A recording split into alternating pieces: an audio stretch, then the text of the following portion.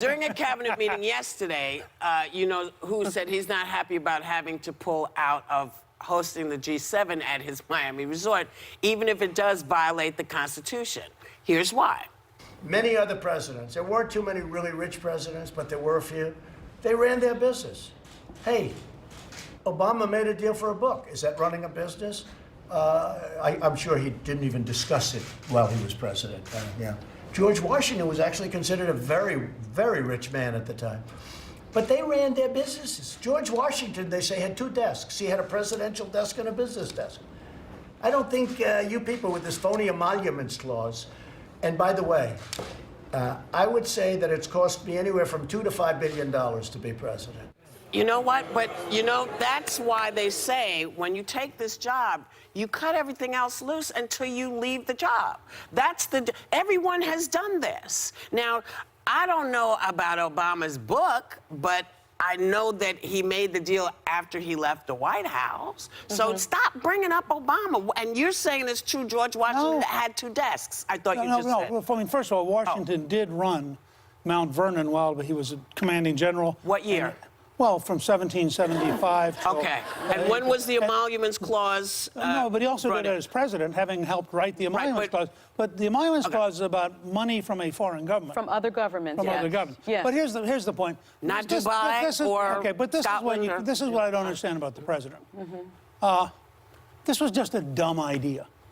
Yeah. I mean, don't try to defend it. Yes. The idea, I mean, the idea that you could say, oh, hi, we're going to have a meeting of 7 major countries on my golf course. Yes. And not have everybody else in the country go, what?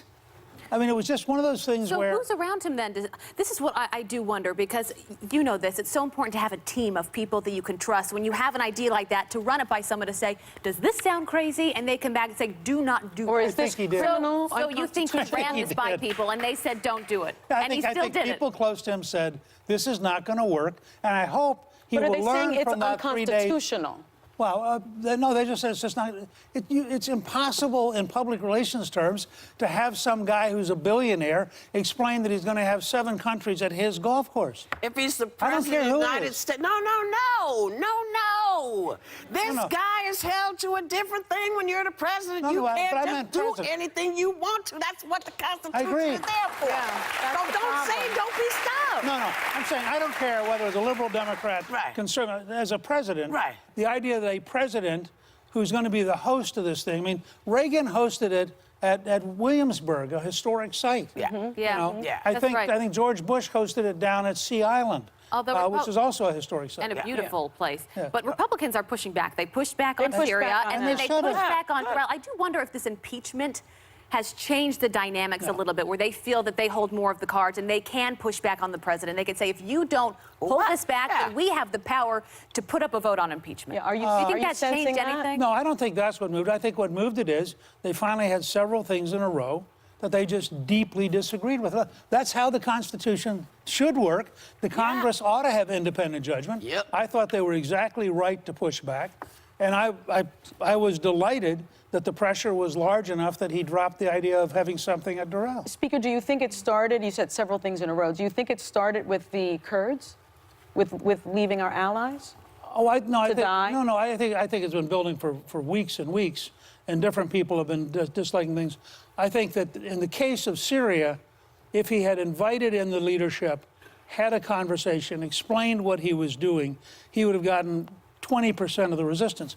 People don't run for office and get to be a House member and a senator to wake up in the morning and have a big surprise. Yeah. They go, particularly if you're a senior leader. I mean, if you're McConnell or you're Lindsey Graham or you're somebody who's the head of a major committee, you sort of think you ought to be, Lyndon Johnson used to say, I want to be in on the takeoff if you want me to be in on the landing. Right. And I think that the president would do himself a lot of good to consult with people a lot more. Again, having a and team not around make random decisions. And listening to the people that you hire to give you advice. It feels very impulsive.